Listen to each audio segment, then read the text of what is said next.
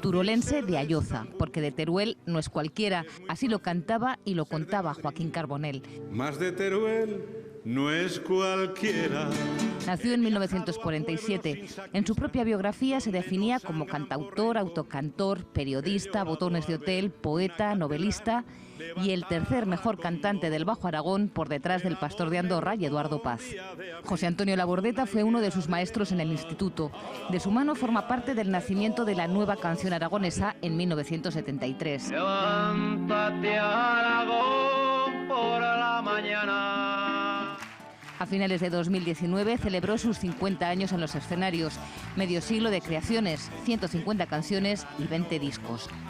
Una vida muy intensa y también reivindicativa la de Joaquín Carbonell, en la que también tuvo tiempo de escribir 15 libros y cientos de artículos periodísticos, entrevistas y críticas de televisión. Joaquín Carbonell ha conseguido ser profeta en su tierra.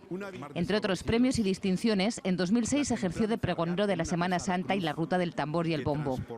Nada es como la Semana Santa del Bajo Aragón. Y el Día de San Jorge de 2019 recibió la Medalla al Mérito Cultural del Gobierno de Aragón por su amplia trayectoria, su continuo compromiso con su tierra y su patrimonio, así como la difusión de los valores y la identidad de nuestra comunidad dentro y fuera de nuestro país. Por más que te esfuerces, no entenderás esta quimera. Es muy fácil ser de Pekín, es muy fácil ser de Estambul, es muy fácil ser de Madrid, más de Teruel no es cualquiera.